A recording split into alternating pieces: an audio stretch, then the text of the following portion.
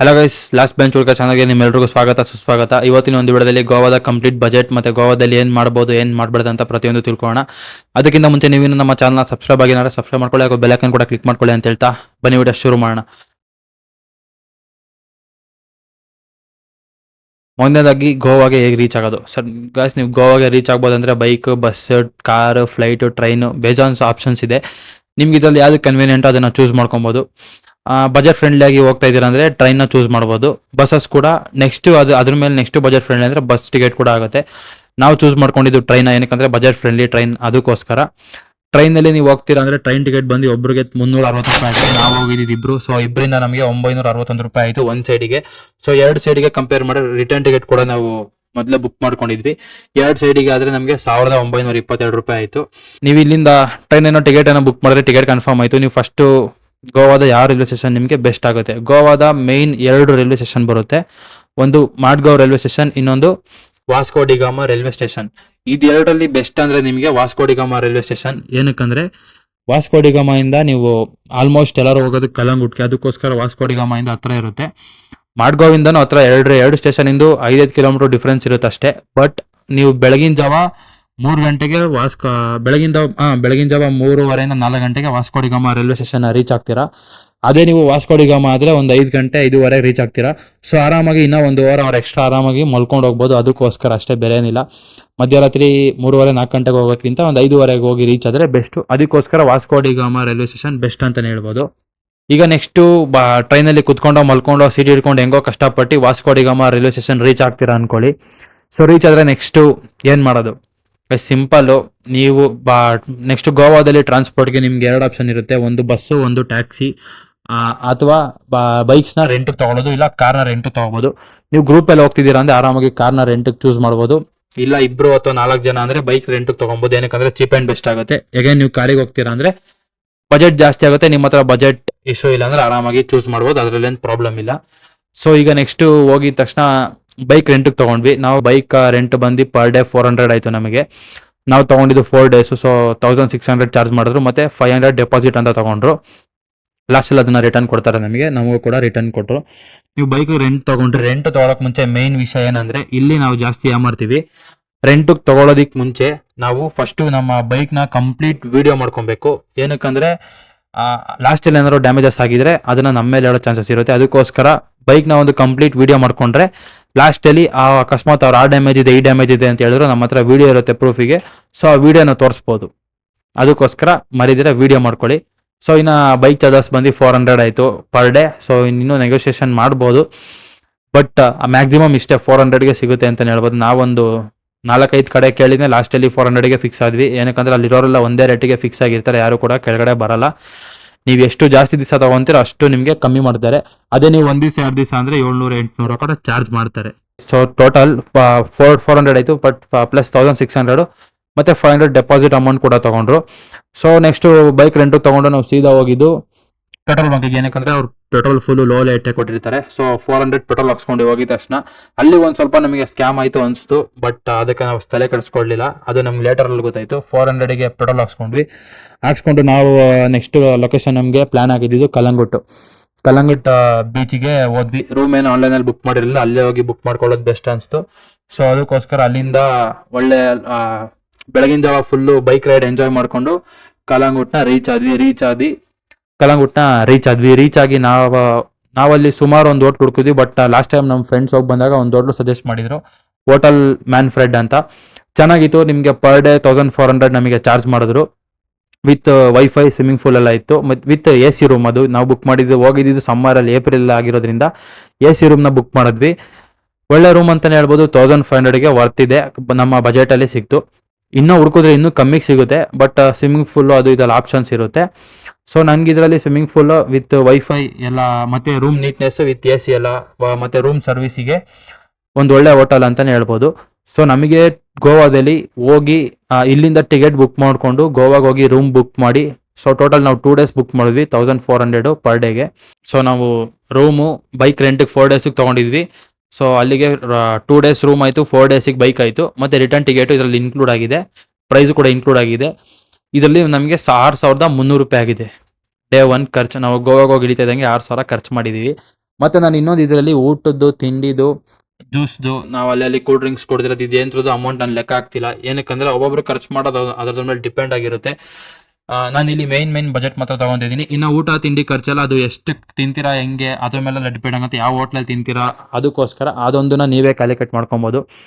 So room ಎಲ್ಲ check in ಮಾಡಿದ್ವಿ. Room check in ಆಗಿ ಫಸ್ಟ್ ಮಾಡಿದ ಕೆಲಸನೇ ಸ್ವಿಮ್ಮಿಂಗ್ ಪೂಲ್ ಆಟ ಆಡ್ಕೊಂಡು ಎದುರುಗಡೆ ಕಲಂಗುಡ್ ಬೀಚ್ ಇದು. ಕಲಂಗುಡ್ ಬೀಚಲ್ಲಿ ಫುಲ್ ಆಟ ಆಡಿದ್ವಿ ಡೇ 1. ಸೊ ಬೀಚಲ್ಲಿ ಆಟ ಆಡ್ಕೊಂಡು ಬಂದು ಫಸ್ಟು ಫ್ರೆಶ್ ಅಪ್ ಆಗಿ ಫುಲ್ ರೆಡಿ ಆಗಿ ನಮ್ಮ ಫಸ್ಟ್ ಲೊಕೇಶನ್ ಇದ್ದು ಪ್ಯಾರಾರ ರೋಡು. ಕಲಂಗುಡ್ ಬೀಚಿಂದ ಸುಮಾರು ಒಂದು 7 to 8 ಕಿಲೋಮೀಟರ್ಸ್ ಒಳಗಡೆನೇ ಇದೆ. ಒಳ್ಳೆ ಲೊಕೇಶನ್ ಅಂತಲೇ ಹೇಳ್ಬೋದು ಫೋಟೋ ಶೂಟ್ ಮಾಡೋದಕ್ಕೆ. ಸೊ ಸೀದಾ ಹೋದ್ವಿ ರೆಡಿಯಾಗಿ ಫುಲ್ಲು ಅಲ್ಲಿ ಆಂದಿವಿ. ನೋಡ್ತಿರ್ಬೋದು ಗೋವಾದಲ್ಲಿ ಎಲೆಕ್ಷನ್ದ ಫುಲ್ಲು ಚೆಕಿಂಗ್ ಕೂಡ ಇತ್ತು. ಬಟ್ ಹೆಲ್ಮೆಟ್ ಹಾಕಿದ್ರೆ ಏನು ಪ್ರಾಬ್ಲಮ್ ಇಲ್ಲ. ಅಲ್ಲಿಂದ ನಾವು ಸೀದಾ ಹೋಗಿದ್ದು ಪ್ಯಾರಾರ ರೋಡ್ಗೆ ಹೋಗಿ ನಾವು ಸ್ವಲ್ಪ ಫೋಟೋಸ್ ತಗೊಂಡ್ವಿ. ಆಮೇಲೆ ನೀವೇ ಯಾರಾದರೂ ಪ್ಯಾರಾ ರೋಡ್ಗೆ ಹೋಗ್ತಿದ್ರು ಆ ಒಂದು ರೋಡಲ್ಲಿ ಗಾಡಿನ ನಿಲ್ಲಿಸ್ಬೇಡಿ. ಏನಕ್ಕಂದ್ರೆ ಅಲ್ಲಿ ನೋ ಪಾರ್ಕಿಂಗು. ಅಲ್ಲಿ ನಿಲ್ಸಿದ್ರೆ ನಿಮಗೆ ಗಾಡಿ ಫೈನ್ ಹಾಕ್ತಾರೆ. ಈ ಸ್ಕ್ರೀನ್ ಮೇಲೆ ಬರ್ತಿದೆಯಲ್ಲ ಆ ಜಾಗದಲ್ಲಿ ನೀವು ಯಾವತ್ತೂ ಗಾಡಿ ನಿಲ್ಸಕ್ಕೆ ಹೋಗ್ಬೇಡಿ. ಸೊ ಅಲ್ಲಿ ಪ್ಲಾನ್ ಆಯಿತು ನಮಗೆ. ಪ್ಯಾರಾ ರೋಡ್ ಮುಗಿಸ್ಕೊಂಡು ಫೋಟೋ ಶೂಟ್ ಮಾಡಿದ್ವಿ. ಅಲ್ಲೇನು ನೋಡೋ ಅಂಥದ್ದು ಏನಿಲ್ಲ, ಒಂದು 10 ಮಿನಿಟ್ಸಲ್ಲಿ ಮುಗ್ದೋಯ್ತು. ಸೊ ನೆಕ್ಸ್ಟು ನಾವು ಅದಾದಮೇಲೆ ನಾವು ಡೆಸ್ಟಿನೇಷನ್ ಪ್ಲ್ಯಾನ್ ಮಾಡಿದ್ದು ಆರಂಬುಲ್ ಬೀಚ್ ಮತ್ತು ಸ್ವೀಟ್ ವಾಟರ್ ಲೇಕು. ಪ್ಯಾರಾರ ರೋಡಿಂದ ಆರಂಬುಲ್ ಬೀಚ್ ನಿಮಗೆ ಸುಮಾರು ಒಂದು 20 ಕಿಲೋಮೀಟರ್ಸ್ ಇದೆ, ಆರಾಮಾಗಿ 1 ಅವರ್. ಹೆಂಗೂ ಬೈಕ್ ರೆಂಟಿಗೆ ತೊಗೊಂಡಿದ್ವಿ. ಸೊ ಸೀದಾ ನೆಕ್ಸ್ಟ್ ಹೋಗಿ ನಾವು ಆರಂಬುಲ್ ಬೀಚಿಗೆ. ಆರಂಬುಲ್ ಬೀಚ್ ಎಂಟ್ರಿ ಆಗ್ತೀನಿ ನೋಡ್ತಿರ್ಬೋದು, ಫುಲ್ಲು ಖಾಲಿ ಇತ್ತಂತಲೇ ಹೇಳ್ಬೋದು. ವೀಕೆಂಡ್ಸ್ ಆದರೆ ಸ್ವಲ್ಪ ರಶ್ ಇರುತ್ತೆ. ನಾವು ಹೋಗಿದ್ದು ವೀಕ್ ಡೇಸಲ್ಲೇ, ಅರೌಂಡ್ ಥರ್ಸ್ಡೇ ಹೋಗಿದ್ದು ಆರಂಬುಲ್ ಬೀಚಿಗೆ. ಥರ್ಸ್ಡೇ ಆರ್ ಫ್ರೈಡೆ ಅನ್ಕೋತೀನಿ, ಮರ್ತೋಗ್ಬಿಟ್ಟಿದ್ದೀನಿ 1.5 ತಿಂಗಳಿಗೆ. ವೀಕೆಂಡ್ಸ್ ಆದರೆ ಫುಲ್ಲು ರಶ್ ಇರ್ತಾಯಿತ್ತು. ಮತ್ತು ಆರಂಬುಲ್ ಬೀಚ್ ಯಾವಾಗಲೂ ಇದೇ ಥರನೇ ಇರುತ್ತೆ, ಸ್ವಲ್ಪ ರಶ್ ಕಮ್ಮಿನೇ. ಏನಿದ್ರು ಕಲಂಗುಟ್ಟು ಮತ್ತು ಬಾಗಾ ಬೀಚಲ್ಲೇ ಫುಲ್ ರಶ್ ಇರುತ್ತೆ ಅಂತಲೇ ಹೇಳ್ಬೋದು. ಅಲ್ಲಿಂದ ಸ್ವೀಟ್ ವಾಟರ್ ಲೇಕಿಗೆ ಸುಮಾರು ಒಂದು 20 ಮಿನಿಟ್ಸ್ ಟ್ರಕ್ ಮಾಡಬೇಕು. ನೋಡ್ತಾ ಇದ್ದೀರಲ್ಲ, ಈ ಸುತ್ತ ಆ ಕಡೆ ಈ ಕಡೆ ಶಾಪಿಂಗ್ ಕಾಂಪ್ಲೆಕ್ಸ್ ಇರುತ್ತೆ. ಸೆಂಟರ್ ರೋಡಲ್ಲಿ ಸೀದಾ ನಡ್ಕೊಂಡು ಹೋಗ್ತಾ ಇದ್ದೀರಿ. 20 ಮಿನಿಟ್ಸ್ ಟ್ರಕ್ ಮಾಡಿದ್ರೆ ನಿಮಗೆ ಸ್ವೀಟ್ ವಾಟರ್ ಲೇಕ್ ಸಿಗುತ್ತೆ. ಸೊ ಸ್ವೀಟ್ ವಾಟರ್ ಲೇಕಲ್ಲೆಲ್ಲ ಆಟ ಆಡಿದ್ವಿ. ನೆಕ್ಸ್ಟು ಎದುರುಗಡೆ ತಿರ್ಗಿ ಆರಂಬುಲ್ ಬೀಚ್ ಇದೆ, ಫುಲ್ಲು ಖಾಲಿ ಇದೆ, ಯಾರೂ ಇಲ್ಲ. ಸ್ವೀಟ್ ವಾಟರ್ ಲೇಕಲ್ಲೂ ಯಾರೂ ಇಲ್ಲ, ಆರಂಬುಲ್ ಬೀಚಲ್ಲೂ ಯಾರೂ ಇಲ್ಲ. ಸೊ ಆರಾಮಾಗಿ ಆರಂಬುಲ್ ಬೀಚಲ್ಲಿ ಹೋಗಿ ಸುಮ್ಮನೆ ಸ್ವಲ್ಪ ಹೊತ್ತು ಆಟಾಡಿ ಮತ್ತೆ ಅಲ್ಲಿ ಎದುರುಗಡೆ ಚೇರ್ಸ್ ಹಾಕಿದ್ದಾರೆ ನೋಡಿ, ಅಲ್ಲಿ ಕುತ್ಕೊಂಡು ಸ್ವಲ್ಪ ಸ್ನ್ಯಾಕ್ಸ್ ಆರ್ಡ್ರ್ ಮಾಡಿ, ಕೂಲ್ ಡ್ರಿಂಕ್ಸ್ ಎಲ್ಲ ಆರ್ಡ್ರ್ ಮಾಡಿ ಆರಾಮಾಗಿ ಎಂಜಾಯ್ ಮಾಡಿದ್ವಿ. ಸ್ವಲ್ಪ ಹೊತ್ತು ರೆಸ್ಟ್ ತೊಗೊಂಡ್ವಿ. ಅದಾದಮೇಲೆ ನೆಕ್ಸ್ಟು ತಿರ್ಗಿ ಅಲ್ಲಿಂದ ರಿಟರ್ನ್ ಟ್ರಕ್ ಮಾಡಿಕೊಂಡು 20 ಮಿನಿಟ್ಸ್ ಟ್ರಕ್ ಅಂತ ಹೇಳೋಕ್ಕಾಗೋದಿಲ್ಲ, ವಾಕ್ ಮಾಡಿಕೊಂಡು ಸೀದಾ ಆರಂಬುಲ್ ಬೀಚ್ ಮೈನ್ ಪಾಯಿಂಟಿಗೆ ಬಂದ್ವಿ. ಮೈನ್ ಪಾಯಿಂಟಲ್ಲಿ ಏನು ಆಟ ಆಡೋಕೆ ಹೋಗಿಲ್ಲ ನಾವು. ಏನಕ್ಕಂದರೆ ಆಲ್ರೆಡಿ ಬೆಳಗ್ಗೆನೇ ಕಲಂಗುಟ್ಟಲ್ಲಿ ಆಟ ಆಡಿದ್ವಿ. ಸೊ ಇಲ್ಲೂ ಆಟ ಆಡಿದ್ವಿ. ಏನಕ್ಕೆ ಮತ್ತೆ ಟೈಮ್ ವೇಸ್ಟ್ ಮಾಡೋದಂತ ನೆಕ್ಸ್ಟ್ ಬೈಕ್ ತೊಗೊಂಡು ನಾವು ಸೀದಾ ಹೊರಟಿದ್ದು ಚಪೋರಾ ಫೋರ್ಟಿಗೆ. ಈ ಒಂದು ಪೋರ್ಟಿಗೆ ನಾವು ಹೋದ್ವಿ. ಚಪೋರಾ ಪೋರ್ಟ್ ಆನ್ ದಿ ವೇನೇ ಬರುತ್ತೆ. ಆರಂಬುಲ್ ಬೀಚಿಂದ ಚಪೋರಾ ಫೋರ್ಟ್ಗೆ ಒಂದು 20 ಕಿಲೋಮೀಟರ್ಸ್ ಏನೋ ಆಗುತ್ತೆ. ಬಟ್ ಚಪೋರಾ ಪೋರ್ಟಿಗೆ ಹೋಗೋದು ವೇಸ್ಟ್ ಅಂತಲೇ ಅನಿಸ್ತು. ಏನೂ ಇಲ್ಲ ಅಲ್ಲಿ, ಖಾಲಿ ಅಲ್ಲಿ ಸಮುದ್ರದ ವ್ಯೂ ನೋಡಬೇಕಾಗುತ್ತೆ ಅಷ್ಟೇ ನೀವು ಹೋದರೆ. ಅದನ್ನು ನೀವು ಅಗೋಡಾ ಫೋರ್ಟಲ್ಲೂ ನೋಡ್ಕೊಬೋದು. ಅದೆಲ್ಲಿ ಬರುತ್ತೆ ಅಂತ ಮುಂದೆ ಹೇಳ್ತೀನಿ. ಚಪೋರಾ ಫೋರ್ಟಿಗೆ ಹೋದ್ವಿ. ಚಪೋರಾ ಫೋರ್ಟಲ್ಲಿ ನೋಡ್ತಿರ್ಬೋದು ಏನು ಅಂದರೆ ಏನೂ ಇಲ್ಲ, ಎಲ್ಲ ಪಾಳು ಬಿದ್ದಿದೆ. ಸೊ ಅಲ್ಲಿ ಓದಿ ಸುಮ್ಮನೆ ಒಂದು ಸ್ವಲ್ಪ ಹೊತ್ತು, ಅದು ಬೆಟ್ಟ ಅಷ್ಟು ಹೊತ್ಕೊಂಡು ಹೋಗ್ಬೇಕು, ಗಾಡಿನೂ ಬಿಡೋದಿಲ್ಲ ಮೇಲೆ. ಅಷ್ಟು ಹೊತ್ಕೊಂಡೋಗಿ ಸುಸ್ತಾಯಿತು, ಬಂದಿದ್ದು ವೇಸ್ಟ್ ಆಯಿತು. ಫ್ರೀ ಎಂಟ್ರಿ ಇರುತ್ತೆ. ಸೊ ಅಲ್ಲಿ ಸಮುದ್ರದ ಸ್ವಲ್ಪ ವ್ಯೂ ಪಾಯಿಂಟ್ ನೋಡ್ಕೊಂಡು ಅಲ್ಲೊಂದೆರಡು ಫೋಟೋ ಶೂಟ್ ಮಾಡ್ಕೊಂಡು ಬಂದಿದ್ದೀವಿ ಅಂತ ಸೀದಾ ಬಂದು ರೂಮಿಗೆ ಬಂದ್ವಿ.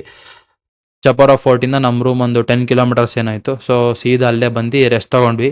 ಇಷ್ಟು ನಾವು ಮುಗಿಸೋದಕ್ಕೆ ನಮಗೆ ಒಂದು ಮಧ್ಯಾಹ್ನ 1:30 ಆಗಿತ್ತು. ಸೊ ಸೀದಾ ಆನ್ ದಿ ವೇ ಬರ್ಬೇಕಾದ್ರೆ ಊಟ ಎಲ್ಲ ಮಾಡ್ಕೊಂಡು ಅಲ್ಲೇ ಒಂದು ರೆಸ್ಟೋರೆಂಟಲ್ಲಿ ಊಟ ಗೀಟ ಎಲ್ಲ ಮಾಡಿ ಸೀದಾ ರೂಮಿಗೆ ಬಂದ್ವಿ. ಒಂದು 2 ಅವರ್ಸ್ ರೆಸ್ಟ್ ತೊಗೊಂಡ್ವಿ. 2 ಅವರ್ಸ್ ಮಲ್ಕೊಂಡ್ವಿ. 2 ಅವರ್ಸ್ ಮಲ್ಕೊಂಡು ರೆಸ್ಟ್ ತೊಗೊಂಡು ಅದಾದಮೇಲೆ ನಾವು ನೆಕ್ಸ್ಟು ಮತ್ತೆ ರೆಡಿಯಾಗಿ ಬಂದ್ವಿ. ಮತ್ತೆ ರೆಡಿಯಾಗಿ ಇನ್ನು ಗೋವಾದಲ್ಲಿ ಸಾಯಂಕಾಲ ಏನಿರುತ್ತೆ ಬಾಗಾ ಬೀಚಲ್ಲಿ ಮತ್ತು ಟಿಟೋಸ್ ಲೈನಲ್ಲಿ ಫುಲ್ಲು ಪಾರ್ಟಿ ನಡೀತಾ ಇರುತ್ತೆ. ಸೊ ಅಲ್ಲಿಗೆ ಹೋಗ್ಬೇಕಂತ ಮೊದಲೇ ಅಂದ್ಕೊಂಡಿದ್ವಿ. ಸೊ ಒಂದು 1:30-2 ಗಂಟೆ ಆಯಿತು ನಾವು ಊಟ ಮಾಡ್ಕೊಬರೋ ಅಷ್ಟರಲ್ಲಿ. ಆರಾಮಾಗಿ ಬಂದು ರೆಸ್ಟ್ ಮಾಡಿಕೊಂಡು 5:36ಗೆ ಎದ್ದು ರೆಡಿಯಾಗಿ ಸೀದಾ ಟಿಟೋಸ್ ಲೈನಿಗೆ ಹೋದ್ವಿ. ಆಗಂತೂ ಫುಲ್ಲು ಜಾತ್ರೆ, ಫುಲ್ಲು ಕ್ರೌಡ್ ಅಂತಲೇ ಹೇಳ್ಬೋದು. ಗೋವಾದಲ್ಲಿ ಜಸ್ಟ್ ಫುಲ್ಲು ಲೈಟ್ಸ್ ಅರೇಂಜ್ ಮಾಡಿದ್ರು ನೈಟ್ ಅಂತಲೇ ಹೇಳ್ಬೋದು. ಎಲ್ಲ ಫುಲ್ಲು ಬೆಳಗ್ಗೆ ಹೋದ್ರೆ ಇದೇ ಬೀಚ್ ಅಂತ ಇರುತ್ತೆ, ಆ ರೇಂಜ್ಗೆ ಲೈಟ್ ಸೆಟಪ್ಸ್ ಇತ್ತು. ಸೊ ಹೋದ್ವಿ. ಬೀಚ್ ಹತ್ರನೇ ಒಂದು ಫ್ರೀ ಎಂಟ್ರಿ ಪಬ್ ಇತ್ತು. ಫುಲ್ ಆರಾಮಾಗಿ ಡ್ಯಾನ್ಸ್ ಆಡಿ ಮಜಾ ಮಾಡಿದ್ವಿ. ಅಲ್ಲಿಂದ ಸಮುದ್ರದಲ್ಲಂತೂ ಬಿಡ್ತಾ ಇರಲಿಲ್ಲ ಪೊಲೀಸವರು, ಸಮುದ್ರದ ಕಡೆ ಯಾರನ್ನೂ. ಬಟ್ ಲೈಟ್ಸ್ ಎಲ್ಲ ಸಮುದ್ರಕ್ಕೆ ಬೀಳ್ತಾ ಇತ್ತು. ಸೊ ಅಲ್ಲಿಂದನೇ ಸಮುದ್ರದ್ವಿ ಎಂಜಾಯ್ ಮಾಡಿಕೊಂಡು ಈ ಜಾತ್ರೆ ಬ್ಯಾಂಡ್ಗಳೆಲ್ಲ ತೊಗೊಂಡು ಪಬ್ಬಲ್ಲಿ ಫುಲ್ಲು ಡ್ಯಾನ್ಸ್ ಆಡಿದ್ವಿ. ಫ್ರೀ ಎಂಟ್ರಿ ಪಬ್ ಇರುತ್ತೆ, ಕೆಲವೊಂದು ಪೇಯ್ಡ್ ಪಬ್ ಇರುತ್ತೆ, ಫ್ರೀ ಎಂಟ್ರಿ ಪಬ್ ಇರುತ್ತೆ. ನೀವು ಯಾವುದಕ್ಕೆ ಬೇಕಾದ್ರೂ ಹೋಗ್ಬೋದು, ಅದು ನಿಮ್ಮ ಮೇಲೆ ಡಿಪೆಂಡ್ ಆಗುತ್ತೆ. ನಾವು ಚೂಸ್ ಮಾಡಿದ್ದು ಫ್ರೀ ಎಂಟ್ರಿ. ಸೊ ಫುಲ್ ಸಕ್ಕತ್ತಾಗಿತ್ತು ಅಂತಲೇ ಹೇಳ್ಬೋದು. ಸೊ ಅಲ್ಲಿಗೆ ಒಂದು ಇದೆಲ್ಲ ಪಾರ್ಟಿ ಗೀಟಿ ಎಲ್ಲ ಮುಗಿಸಿ ಒಂದು 8:30-9 ಗಂಟೆ ಆಗಿತ್ತು. ಸೊ ಬೆಳಗ್ಗೆಯಿಂದನೂ ಫುಲ್ ಟಯರ್ಡ್ ಆಗಿದ್ವಲ್ಲ, ಮತ್ತು ಹೊಟ್ಟೆ ನೋವು ಸಿಗ್ತಾಯಿತ್ತು. ಸೊ ಅದಕ್ಕೋಸ್ಕರ ನೆಕ್ಸ್ಟು ಸೀದಾ ನಮ್ಮ ಹೋಟೆಲ್ಗೆ ಹೋಗ್ಬಿಟ್ವಿ. ಬೇರೆ ಯಾವುದೋ ರೆಸ್ಟೋರೆಂಟ್ಗೆ ಹೋಗಿಲ್ಲ. ಏನಕ್ಕಂದರೆ ನಮ್ಮ ಹೋಟೆಲ್ ಕೆಳಗಡೆನೇ ರೆಸ್ಟೋರೆಂಟ್ ಇತ್ತು. ಸೊ ಅದೇ ರೆಸ್ಟೋರೆಂಟಲ್ಲಿ ಆರ್ಡ್ರ್ ಮಾಡಿದ್ರೆ ಸೀದಾ ರೂಮಿಗೆ ತಂದುಕೊಡ್ತಾರಲ್ವಾ. ಸೊ ಆರಾಮಾಗಿ ಅಲ್ಲೇ ರೂಮಿಗೆ ತರಿಸ್ಕೊಂಡು ಊಟ ಮಾಡಿ ಗಿಡ ಎಲ್ಲ ಏನು ಮಾಡಿಲ್ಲ, ಆರಾಮಾಗಿ ಮಲ್ಕೊಂಡ್ಬಿಟ್ವಿ ಊಟ ಮಾಡಿದೆಲ್ಲ. ಸೊ ಇಲ್ಲಿಗೆ ನಮ್ಮ ಡೇ 1 ಕಂಪ್ಲೀಟ್ ಆಯಿತು ಗೈಸ್. ಡೇ 1 ನೋಡ್ತಿದ್ದೀರಾ ಸಕ್ಸಸ್ಫುಲ್ ಆಗಿ ಕಂಪ್ಲೀಟ್ ಮಾಡಿದ್ದೀವಿ. ಈಗ ಗೋವಾದ ಡೇ 2 ಏನು ಮಾಡ್ಬೋದು ಅಂತ ಅಂದ್ಕೊಂಡಿದ್ದೀವಿ ಅಂದರೆ, ಗೋವಾದಲ್ಲಿ water sports full cheap and best ಆಗಿಬಿಟ್ಟಿದೆ ಈಗ. ಸೊ ಗೋವಾಗೆ ಬಂದಮೇಲೆ ವಾಟರ್ ಸ್ಪೋರ್ಟ್ಸ್ ಆಡ್ದಿರ ಹೆಂಗಿರೋಕ್ಕಾಗುತ್ತೆ, ಅದಕ್ಕೋಸ್ಕರನೇ ನಿನ್ನೆ ಸಾಯಂಕಾಲನೇ ಅಂದರೆ ಡೇ 1 ಸಾಯಂಕಾಲನೇ ನಾವು ಹೋಗಿ ವಾಟರ್ ಸ್ಪೋರ್ಟ್ಸ್ನ ಬುಕ್ ಮಾಡಿದ್ವಿ. 1200 ಪರ್ ಪರ್ಸನ್, 1200 ಪರ್ ಪರ್ಸನ್ ಒಂದು ವಾಟರ್ ಸ್ಪೋರ್ಟ್ಸ್ ಕಂಪ್ನಿಗೆ ಹೋಗಿ ಬುಕ್ ಮಾಡಿದ್ವಿ. ತುಂಬ ಒಳ್ಳೆ ಸರ್ವಿಸ್ ಕೊಟ್ಟರು ಅಂತಲೇ ಹೇಳ್ಬೋದು. ಸೊ ಬೆಳಗ್ಗೆ 8 ಗಂಟೆಗೆ ನಮಗೆ ಪಿಕಪ್ ಇತ್ತು ವಾಟರ್ ಸ್ಪೋರ್ಟ್ಸ್ ಗ್ರೀನ್ ಐಲ್ಯಾಂಡಿಗೆ ಕರ್ಕೊಂಡು ಹೋಗೋದಕ್ಕೆ. ಅಲ್ಲಿಂದ ನಮ್ಮ ಹೋಟೆಲಿಂದನೇ ಪಿಕಪ್ ಇತ್ತು. ಸೊ ಬೆಳಗ್ಗೆ 8 ಗಂಟೆಗೆ ಬಸ್ಸು ಕೂಡ ಬಂತು ನಮ್ಮನ್ನ ಪಿಕಪ್ ಮಾಡಿಕೊಂಡು ಆ ಒಂದು ಬೋಟ್ಸ್ ಪೋರ್ಟ್ ಅಂತ ಏನು ಹೇಳ್ತೀವಿ ಅಲ್ಲಿಗೆ ಕರ್ಕೊಂಡು ಹೋದ್ರು. ಅಲ್ಲಿಗೆ ಹೋಗೋರ್ಗು ಎಲ್ಲ ಚೆನ್ನಾಗಿತ್ತು. ಅಲ್ಲಿ ಹೋಗಿ ಆಮೇಲೆ ಅವ್ರಿಗೆ ಅಮೌಂಟು ಪೇ ಮಾಡಿದ್ವಿ. ಅನ್ಕೊಬೋದು ಅವ್ರಿಗೆ ಅಮೌಂಟ್ ಪೇ ಮಾಡಿದ್ವಿ. ನಾವು ಇಲ್ಲಿ 1000 ರೂಪೀಸ್ ಅಡ್ವಾನ್ಸ್ ಕೊಟ್ಟಿದ್ವಿ, ಬ್ಯಾಲೆನ್ಸ್ ಅಮೌಂಟು ಪ್ಲಸ್ 200 ಒಬ್ಬರಿಗೆ ಟೋಟಲ್ ಪೇ ಮಾಡಬೇಕಾಯ್ತು ಅಲ್ಲಿ. ಏನಕ್ಕಂದರೆ ಜಾಕೆಟ್ ಚಾರ್ಜಸ್ ಅದು ಇದು ಅಂತ ಹೇಳಿದ್ರು. ಸೊ ಇವ್ರು ಏನೋ ಸ್ಕ್ಯಾಮ್ ಮಾಡ್ತಾರೆ ಅಂತ ಭಯ ಆಯಿತು. ಬಟ್ ಏನಿಲ್ಲ, ನಾವು 1400 ಕೊಟ್ಟು ಒಬ್ರಿಗೆ 1400 ಕೊಟ್ಟು ವಾಟರ್ ಸ್ಪೋರ್ಟ್ ಬುಕ್ ಮಾಡಿದ್ವಿ. ಬೋಟು ಹತ್ತಿದ್ವಿ, ಬೋಟು ಕೂಡ ಮೂವ್ ಆಯಿತು. ಸೊ ಅನ್ಕೊಂಡ್ವಿ ಏನು ಸ್ಕ್ಯಾಮ್ ಆಗಿಲ್ಲ ಅಂತ. ಬಟ್ ಆಮೇಲೆ ಗೊತ್ತಾಯ್ತು ನಮಗೆ ಮಳೆ ಸ್ಕ್ಯಾಮ್ ಮಾಡ್ತು ಅಂತ. ಯಾವ ರೇಂಜ್ಗೆ ಮಳೆ ಬಂತು ಅಂದರೆ ಗಾಯ್ಸ್, ವಾಟರ್ ಬೋಟಿಗೆ ಹೋಗ್ತಾ ಇದ್ದಿದ್ದು ಅರ್ಧಕ್ಕೆ ಫುಲ್ಲು ಎಲ್ಲ ರಿವರ್ಸ್ ತಿರ್ಸ್ಕೊ ಬಂದ್ಬಿಟ್ರು. ಒಳ್ಳೊಳ್ಳೆ ಡಾಲ್ಫಿನ್ ಎಲ್ಲ ಬರ್ತಾಯಿತ್ತು. ಮಳೆ ಬಂತು ಅಂದರೆ ನಮ್ಮ ಬೋಟ್ ಕ್ಯಾಪ್ಟನ್ ಏನಂತೀರಾ ಅವ್ರಿಗೆ ರೋಡು ಕೂಡ ಕಾಣಿಸಿಲ್ಲ, ಆ ರೇಂಜಿಗೆ ಮಳೆ ಬರ್ತಾಯಿತ್ತು. ನೋಡ್ತಾ ಇದ್ದೀರಾ ಕ್ಲಿಪ್ಪು. ಅವನು ಬೋಟಲ್ಲಿರೋ ಹುಡ್ಕಪ್ಪ ಟಿಫನ್ ಮಾಡಿ ಅಂತ ಸಮೋಸ ಕೊಡ್ತಿದ್ದ. ಸಮೋಸ ಎಲ್ಲ ನೆಂದಿ ಯಾರು ಸಮೋಸನೂ ತಿನ್ನೋಕ್ಕಾಗಿಲ್ಲ, ಆ ರೇಂಜಿಗೆ ಮಳೆಯಲ್ಲೇ ಸಮೋಸ ತಿನ್ಕೊಂಡ್ವಿ. ಆ ರೇಂಜಿಗೆ ಮಳೆ ಬಂತು. ಸೊ ವಾಟರ್ ಸ್ಪೋರ್ಟ್ಸು ಸಕ್ಸಸ್ಫುಲ್ ಆಗಿ ಕ್ಯಾನ್ಸಲ್ ಆಯಿತು. ರಿಟರ್ನ್ ಬಂದ್ವಿ. ರಿಟರ್ನ್ ಬರೋದಕ್ಕೆ ಹೋಗೋಕ್ಕೆ ಒಂದು 10 ಮಿನಿಟ್ಸ್ ಅಷ್ಟೇ ಹೋಗಿದ್ದೀವಿ ನಾವು ಬೋಟಲ್ಲಿ. ಬಟ್ ರಿಟರ್ನ್ ಬರೋದಕ್ಕೆ ಆ ಸಮುದ್ರದಲ್ಲಿ ಒಂದೂವರೆ ಅವರ್ ಆಯಿತು. ಸೊ ವಾಪಸ್ ಬರ್ತೀವ ಅನ್ಕೊಬಿಟ್ಟಿದ್ರು ಬೋಟಲ್ಲಿ ಇರೋರೆಲ್ಲ, ನನ್ನ ಸೇರಿಸಿ. ಆ ರೇಂಜ್ಗೆ ಭಯ ಕೂಡ ಆಗಿತ್ತು. ಏನಕ್ಕಂದರೆ ಅಷ್ಟು ಮಳೆ ಸಮುದ್ರದಲ್ಲಿ ಯಾವತ್ತೂ ನೋಡೇ ಇರಲಿಲ್ಲ ನಾನು, ಅದಕ್ಕೋಸ್ಕರ. ಸೊ ಸಕ್ಸಸ್ಫುಲ್ಲಾಗಿ ಹಂಗೂ ಹಿಂಗೂ ರಿಟರ್ನ್ ಬಂದು ಪೋರ್ಟ್ಗೆ ಹಾಕಿದ್ರು. ಅದಾದಮೇಲೆ ನೆಕ್ಸ್ಟು ಇಲ್ಲಿ ವಾದ ಶುರು ಆಯಿತು. ತುಂಬ ಜನ 2 ಡೇಸ್ ಪ್ಲ್ಯಾನ್ ಇರುತ್ತೆ, ಅವರೆಲ್ಲ ನಂಗೆ ಕ್ಯಾನ್ಸಲ್ ಮಾಡಿಕೊಟ್ಬಿಡಿ ಹೋಗ್ಬೇಕಂತ ಹೇಳಿದ್ರು. ಸೊ ನಾವು ಪ್ಲ್ಯಾನ್ ಮಾಡಿದ್ದು 2 ಡೇಸ್ ಮಾತ್ರ ನಾರ್ತ್ ಗೋವಾದಲ್ಲಿ, ಇನ್ನು 2 ಡೇಸು ಸೌತ್ ಗೋವಾದಲ್ಲಿ ಎಕ್ಸ್ಪ್ಲೋರ್ ಮಾಡಬೇಕಂತ. ಏನಕ್ಕಂದರೆ ನಾರ್ತ್ ಗೋವಾದಲ್ಲಿ ಆಲ್ಮೋಸ್ಟ್ ಕವರ್ ಮಾಡಿದ್ವಿ, ಅದಕ್ಕೋಸ್ಕರ. ಸೊ ಇಲ್ಲಿಗೆ ಬಂದಮೇಲೆ ಇನ್ನೇನು ಮಾಡೋದು, ಕ್ಯಾನ್ಸಲ್ ಆಯ್ತು ಅಂತ ಹೇಳಿದ್ರು. ಸೊ ಅದಕ್ಕೋಸ್ಕರ ಕ್ಯಾನ್ಸಲ್ ಮಾಡಿದ್ರೆ ಪರ್ ಹೆಡ್ 500 ಕಟ್ ಆಗುತ್ತೆ, ಇನ್ನು ಮಿಕ್ಕಿದ್ನ ಕೊಡ್ತೀವಿ ಅಂತ ಅವರು ಶುರು ಮಾಡಿದ್ರು. ಇನ್ನು ಅವರು ಫುಲ್ಲು ರೈಸ್ ಎಲ್ಲ ಶುರು ಮಾಡಿದ್ರು. ಸೊ ನಮಗೆ ಕ್ಯಾನ್ಸಲ್ ಮಾಡೋಕ್ಕೆ ಇಷ್ಟ ಇರಲಿಲ್ಲ, ವಾಟರ್ ಸ್ಪೋರ್ಟ್ಸ್ ಆಡಬೇಕಿತ್ತು. ಸೊ ಅದಕ್ಕೋಸ್ಕರ ನಾವು ವಾಟರ್ ಸ್ಪೋರ್ಟ್ಸ್ನ ನಾಳೆ ಕಂಟಿನ್ಯೂ ಮಾಡೋ ಆಪ್ಷನ್ ಅವರೇ ಹೇಳಿದ್ರು, ನಾಳೆ ಕಂಟಿನ್ಯೂ ಮಾಡ್ಬೋದು ನೀವು ಅಂತ. ಸೊ ಹೋದ್ವಿ, ಅಲ್ಲಿಂದ ಅವರೇ ಬಸ್ ಇತ್ತು, ಡ್ರಾಪ್ ಇತ್ತು. ಸೊ ನೀವು ಅವ್ರೇನು ಹೇಳಿದ್ರು ಅಂದರೆ ಕೊನೆಗೆ ನೀವು ಎಲ್ಲೆಲ್ಲಿ ಅಮೌಂಟ್ ಅಡ್ವಾನ್ಸ್ ಪೇ ಮಾಡಿದ್ರೆ ಅಲ್ಲೇ ಹೋಗ್ಬೇಕು ನೀವು ಅಂತ ಹೇಳ್ಬಿಟ್ರು. ಸೊ ಬಸ್ ಇತ್ತು, ಬಸ್ಸಲ್ಲಿ ಅವರೇ ಡ್ರಾಪ್ ಕೂಡ ಕೊಟ್ಟರು, ಅಲ್ಲೇ ರಿಟರ್ನು, ಯಾವುದೇ ರೀತಿ ಮೋಸ ಮಾಡಿಲ್ಲ. ಆ ಡ್ರಾಪ್ ಮಾಡಾದ್ಮೇಲೆ ನಾವು ಅಲ್ಲಿ ಎಲ್ಲಿ ಬುಕ್ ಮಾಡಿದ್ವಿ ಆ ಒಂದು ಆಫೀಸ್ಗೆ ಹೋಗಿ ಅವ್ರ ಹತ್ರ ಮಾತಾಡಿದ್ವಿ. ಅವ್ರು ಹೇಳಿದ್ರು ನೀವು ಕಂಟಿನ್ಯೂ ಮಾಡಂಗಿದ್ರೆ ಮಾಡಿಲ್ಲ ಅಂದರೆ ನಮಗೆ ಈ ಥರ ಚಾರ್ಜಸ್ ಆಗುತ್ತೆ, ನಾವು ಕಟ್ ಮಾಡ್ತೀವಿ ಅಂತ. ಸೊ 1000 ರೂಪೀಸ್ ಸುಮ್ಮನೆ ಲಾಸ್ ಮಾಡಿಸ್ಕೊಳ್ಳೋದು, ನಾಳೆ ಕಂಟಿನ್ಯೂ ಮಾಡೋಣ ಅಂತ ಅನಿಸ್ತು. ಸೊ ಅದಕ್ಕೋಸ್ಕರನೇ ಕಂಟಿನ್ಯೂ ಮಾಡ್ಬೇಕಂತ ಹೇಳಿದ್ವಿ. ಆಮೇಲೆ ಅವ್ರ ಹತ್ರ ಒಂದು ಡಿನ್ನರ್ ಕ್ರೂಸ್ ಪ್ಯಾಕೇಜ್ ಕೂಡ ಇತ್ತು. ಸೊ ಆ ಒಂದು ಡಿನ್ನರ್ ಕ್ರೂಸ್ನ ಕೂಡ ಬುಕ್ ಮಾಡಿದ್ವಿ. 1200 ರೂಪಾಯಿ ಒಬ್ಬರಿಗೆ ಆ ಒಂದು ಡಿನ್ನರ್ ಕ್ರೂಸ್ ಇತ್ತು 4 ಅವರ್ಸಿಗೆ. ಸೊ ಒಂದು ಡಿನ್ನರ್ ಕ್ರೂಸ್ನ ಬುಕ್ ಮಾಡಿ ನಾಳೆಗೆ ವಾಟರ್ ಸ್ಪೋರ್ಟ್ಸ್ ಕಂಟಿನ್ಯೂ ಮಾಡ್ತೀವಿ ಅಂತಲೇ ಹೇಳಿ ಅಲ್ಲಿಂದ ಸೀದಾ ಬಂದ್ಬಿಟ್ವಿ ನಾವು ವಾಪಸ್ಸು. ಅಲ್ಲಿಂದ ವಾಪಸ್ ಬಂದಾದಮೇಲೆ ಅಲ್ಲಿಂದ ರಿಟರ್ನ್ ಬಂದ್ಬಿಟ್ಟಾದ್ಮೇಲೆ ರೂಮಿಗೆ ಹೋಗಿ ಸ್ವಲ್ಪ ಫುಲ್ ಎಂದೋಗಿದ್ದಲ್ಲ ಡ್ರೆಸ್ ಎಲ್ಲ ಚೇಂಜ್ ಮಾಡಿಕೊಂಡು. ಸೊ ನೆಕ್ಸ್ಟ್ ನಾವು ಅಗೋಡಾ ಫೋರ್ಟು, ಪಂಜಿಮ್ ಚರ್ಚು ಮತ್ತು ಡೋನಾಪೋಲೋ ವ್ಯೂ ಪಾಯಿಂಟು 3 ಒಂದೇ ಕಡೆ ಇದೆ. ಸೊ ಹೋಗೋಣ ಅಂತ ಡಿಸೈಡ್ ಆದ್ವಿ. ಫಸ್ಟ್ ಹೋದ್ವಿ ಅಗೋಡಾ ಫೋರ್ಟಿಗೆ. ಎಲ್ಲಿ ನಾವು ಒಂದು ಬೋಟು ನಮ್ಮದು ಮಳೆ ಬಂದು ಸಿಗಾಕೊಂಡಿತ್ತು ಅದ್ರ ಪಕ್ಕದಲ್ಲಿ ಅಗೋಡಾ ಫೋರ್ಟ್ ಇರೋದು. ಸೊ ಅದನ್ನೇ ನೋಡಿಕೊಂಡು ಸೀದಾ ಅಗೋಡಾ ಫೋರ್ಟ್ಗೆ ಹೋಗಿ ಫುಲ್ಲು ಎಂಜಾಯ್ ಮಾಡ್ಕೊಂಡ್ವಿ. ಅಗೋಡಾ ಫೋರ್ಟ್ ಸ್ವಲ್ಪ ಚೆನ್ನಾಗಿದೆ, ಎಂಟ್ರಿ ಟಿಕೆಟ್ ಫೀಸು ಇದೆ ಅಗೋಡಾ ಫೋರ್ಟಿಗೆ. ಒಬ್ಬರಿಗೆ 150 ಅಥವಾ 200 ಅನ್ಕೊಂತೀನಿ, ಮರ್ತೋಗಿದ್ದೀನಿ. ಅಗೋಡಾ ಫೋರ್ಟ್ದು ಚೆನ್ನಾಗಿದೆ. ಅಗೋಡಾ ಫೋರ್ಟಲ್ಲಿ ಸ್ವಲ್ಪ ಹಳೆ ಜೈಲು ಅದು ಇದೆಲ್ಲ ಇದೆ, ನೋಡ್ಬೋದು, ಚೆನ್ನಾಗಿ ಮೇಂಟೈನ್ ಮಾಡಿದ್ದಾರೆ. ಅದೇ ನೀವು ಚಪಾರಾ ಫೋರ್ಟ್ಗೆ ಹೋಗ್ತೀರಂದ್ರೆ ವೇಸ್ಟ್ ಅಂತಲೇ ಹೇಳ್ಬೋದು. ಅಗೋಡಾ ಫೋರ್ಟು ಬೆಸ್ಟು ಮತ್ತು ಒಳ್ಳೆ ವ್ಯೂ ಕೂಡ ಇದೆ ಅಲ್ಲಿ, ಮತ್ತು ಇದು ಸಮುದ್ರದ್ದು ಒಳ್ಳೆ ವ್ಯೂ ಕೂಡ ಅಗೋಡಾ ಫೋರ್ಟಲ್ಲಿ ಚೆನ್ನಾಗಿದೆ. ಆಮೇಲೆ ಅಗೋಡಾ ಫೋರ್ಟ್ ನೋಡ್ಕೊಂಡು ನಾವು ನೆಕ್ಸ್ಟ್ ಅಲ್ಲಿಂದ ಸೀದಾ ಪಂಜಿಮ್ ಚರ್ಚ್ಗೆ ಹೋದ್ವಿ. ನೋಡ್ತಾ ಇದ್ದೀರಾ ಈ ಒಂದು ಫೋಟೋಶೂಟ್, ಆಲ್ಮೋಸ್ಟ್ ಈ ಒಂದು ಪ್ಲೇಸ್ನ ಫೋಟೋಶೂಟ್ ನೋಡಿರ್ತೀರ ಪಂಜಿಮ್ ಚರ್ಚ್ನ. ಸೊ ಪಂಜಿಮ್ ಚರ್ಚ್ನ ನೋಡಿದ್ವಿ, ನಾವು ಸ್ವಲ್ಪ ಫೋಟೋಶೂಟ್ ಮಾಡ್ಕೊಂಡ್ವಿ. ಅದಾದಮೇಲೆ ನೆಕ್ಸ್ಟು ಅಲ್ಲಿಂದನೇ ಡೋನಾಪೋಲೋ ವ್ಯೂ ಪಾಯಿಂಟ್ ಕೂಡ ಬರುತ್ತೆ on the way. Panjim church, Dona Paula view point 2 ಹತ್ರನೇ. ಡೋನಾಪೋಲೋ ವ್ಯೂ ಪಾಯಿಂಟು ಕೂಡ ಸಖತ್ತಾಗಿತ್ತು ಅಂತಲೇ ಹೇಳ್ಬೋದು. ಅದಕ್ಕೆ ಡೋನಾಪೋಲೋಗೆ ಎಂಟ್ರಿ ಟಿಕೆಟ್ ಬಂದು 100 ರೂಪೀಸ್ ಇರುತ್ತೆ ಒಬ್ರಿಗೆ. ಸೊ 100 ರೂಪೀಸ್ ಕೊಟ್ಟು ನಾವು ಎಂಟ್ರಿ ಆದ್ವಿ. ಅಲ್ಲೊಂದು 2 ಅವರ್ಸ್ ಸ್ಪೆಂಡ್ ಮಾಡಿದ್ವಿ. ಚೆನ್ನಾಗಿತ್ತು ವ್ಯೂ ಪಾಯಿಂಟು, ಮತ್ತು ಲೈಟಿಂಗ್ ಸೆಟಪ್ಸ್ ಎಲ್ಲ ಚೆನ್ನಾಗಿತ್ತು. ಅಲ್ಲಿ ಸ್ವಲ್ಪ ಫೋಟೋ ಶೂಟ್ಸ್ ಎಲ್ಲ ಮಾಡಿಕೊಂಡು ಬಂದ್ವಿ ನಮ್ಮ 8 ಗಂಟೆಗೆ ನಮಗೆ ಹೆಂಗಿದ್ರು ಡಿನ್ನರ್ ಕ್ರೂಸ್ನ ಬುಕ್ ಮಾಡಿದ್ವಲ್ಲ. ಸೊ ನಾವು ರಿಟರ್ನ್ ಹೋಟ್ಲಿಗೆ ಹೋಗ್ಬೇಕಿತ್ತು, ಏನಕ್ಕಂದ್ರೆ ಡಿನ್ನರ್ ಕ್ರೂಸಲ್ಲೂ ಕೂಡ ಪಿಕಪ್ ಇನ್ಕ್ಲೂಡ್ ಆಗಿತ್ತು. ಸೊ ಸೀದಾ ರಿಟರ್ನ್ ಬಂದು ರೂಮಿಗೆ ಫ್ರೆಶ್ ಅಪ್ ಆಗಿ ಫುಲ್ ರೆಡಿ ಆದ್ವಿ, ಡಿನ್ನರ್ ಪಾರ್ಟಿಗೆ ರೆಡಿ ಆದ್ವಿ. ಡಿನ್ನರ್ ಕ್ರೂಸ್ ಡಿನ್ನರ್ ಪಾರ್ಟಿ ಏನಂತೀರ ಅದಕ್ಕೋಸ್ಕರ ರೆಡಿ ಆದ್ವಿ.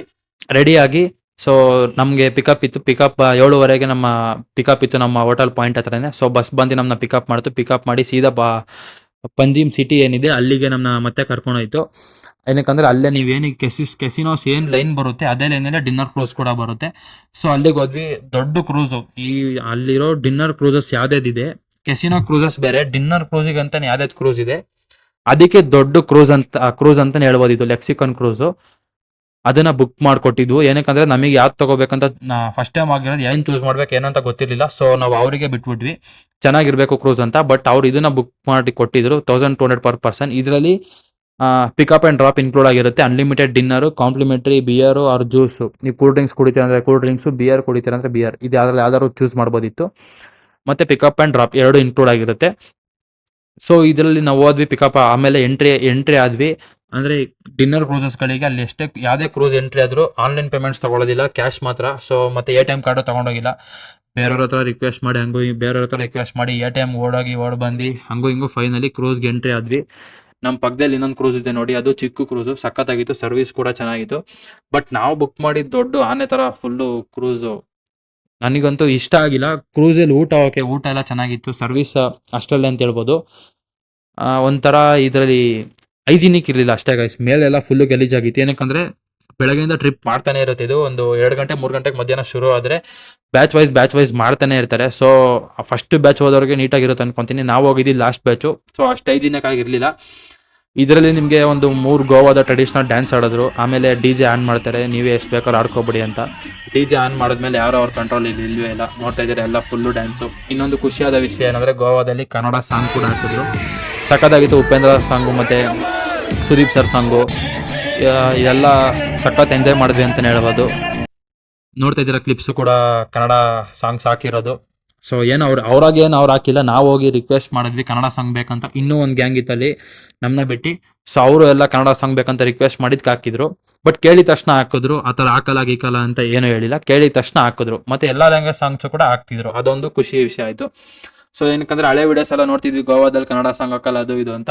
ಸೊ ಬಟ್ ಕೇಳಿದ ತಕ್ಷಣ ಕನ್ನಡ ಸಾಂಗ್ ಹಾಕಿದ್ರು ಗೈಸ್. ಸೊ ಅದಾದಮೇಲೆ ಡಿನ್ನರಲ್ಲಿ ನಿಮಗೆ ಅನ್ಲಿಮಿಟೆಡ್ ವೆಜ್ ನಾನ್ ವೆಜ್ ಎರಡು ಇರುತ್ತೆ, ಯಾವ್ದಾದ್ರು ಚೂಸ್ ಮಾಡ್ಕೊಬೋದು. ಊಟ ಮಾಡಿದ್ವಿ, ಊಟ ಮುಗಿಸ್ಕೊಂಡು ಸೊ ಟೈಮ್ ಆಯಿತು 10 ಗಂಟೆ ಆದಮೇಲೆ ಎಲೆಕ್ಷನ್ಸ್ ಇದರಿಂದ ಗೋವಾದಲ್ಲಿ ನೋ ಲೌಡ್ ಮ್ಯೂಸಿಕ್ ಅಂತ ಆಫ್ ಮಾಡಿದ್ರು. ಆಫ್ ಮಾಡಿ ನಮ್ಮ ಪೋರ್ಟಿಗೆ ಬರೋ ಅಷ್ಟರಲ್ಲಿ ಊಟ ಎಲ್ಲ ಮುಗಿಸ್ಕೊಂಡ್ವಿ. ಸೊ ಡೇ 2ನ ಖರ್ಚು ಬಂದು ನಮಗೆ ಟೋಟಲು 2600 ರೂಪಾಯಿ ಆಯಿತು. ಮತ್ತು ಡೇ 1 ಡೇ 2 ಎರಡು ಸೇರಿ ನಮಗೆ 8900 ರೂಪಾಯಿ ಖರ್ಚಾಗಿದೆ ಗೈಸ್, ಡೇ 1 ಮತ್ತು ಡೇ 2ಗೆ. ಇದರಲ್ಲಿ ನಾನು ಊಟ ತಿಂಡಿ ಅದು ಇನ್ಕ್ಲೂಡ್ ಮಾಡಿಲ್ಲ, ಆಗಲೇ ಹೇಳ್ದಂಗೆ. ಏನಕ್ಕಂದರೆ ಒಬ್ಬೊಬ್ರದ್ದು ತಿನ್ನೋದ್ರ ಮೇಲೆ ಅಥವಾ ಚೂಸ್ ಮಾಡೋ ಜಾಗದ ಮೇಲೆ ಡಿಪೆಂಡ್ ಆಗುತ್ತೆ. ಸೊ ಅದಕ್ಕೋಸ್ಕರ ಅದನ್ನು ನೀವೇ ಖರ್ಚಿಟ್ಕೊಬೋದು. ಈಗ ನಮಗೆ ಡೇ 1 ಮತ್ತು ಡೇ 2 ಸೇರಿ 8900 ರೂಪಾಯಿ ಆಗಿದೆ. ಇದರಲ್ಲಿ ನೀವು ಡಿನ್ನರ್ ಕ್ರೂಸ್ ಕೂಡ ಆಪ್ಷನಲ್ಲು, ನೀವು ಇಷ್ಟ ಇದ್ದರೆ ಹೋಗ್ಬೋದು, ಇಲ್ಲ ಅಂದರೆ ಇಲ್ಲ. ಬಟ್ ನಮಗೆ ಹೋಗೋಣ ಎಕ್ಸ್ಪೀರಿಯನ್ಸ್ ಮಾಡೋಣ ಅಂತ ಅನಿಸಿತು, ಅದಕ್ಕೋಸ್ಕರ ಚೂಸ್ ಮಾಡಿದ್ವಿ. ಆಲ್ಮೋಸ್ಟ್ ನಾವೀಗ ಡೇ 1ನಲ್ಲಿ ಡೇ 1ನಲ್ಲಿ ನಾವು ಪ್ಯಾರಾರ ರೋಡು, ಅರಂಬುಲ್ ಬೀಚು ಮತ್ತು ಚಪಾರ ಫೋರ್ಟು 3 ಪ್ಲೇಸ್ನ ಕವರ್ ಮಾಡಿದ್ದೀವಿ. ಮತ್ತು ಡೇ 2ಲೂ 3 ಪ್ಲೇಸ್ ಕವರ್ ಮಾಡಿದ್ದೀವಿ. ಮತ್ತು ಒಂದು ನೈಟಲ್ಲೂ ಕೂಡ ಫುಲ್ ಪಾರ್ಟಿ ಎಂಜಾಯ್ ಮಾಡಿದ್ವಿ. ಡೇ 1 ಮತ್ತು ಡೇ 2 ಎರಡು ಸಕ್ಸಸ್ಫುಲ್ಲಾಗಿ ಕಂಪ್ಲೀಟ್ ಮಾಡಿದ್ವಿ. ಮಳೆ ಸ್ವಲ್ಪ ಸ್ಕ್ಯಾಮ್ ಮಾಡ್ತು, ಅದರಿಂದ ನಮ್ಮ ಪ್ಲ್ಯಾನ್ಗಳು ಸ್ವಲ್ಪ ಚೇಂಜ್ ಆಯ್ತು ಅಂತಲೇ ಹೇಳ್ಬೋದು.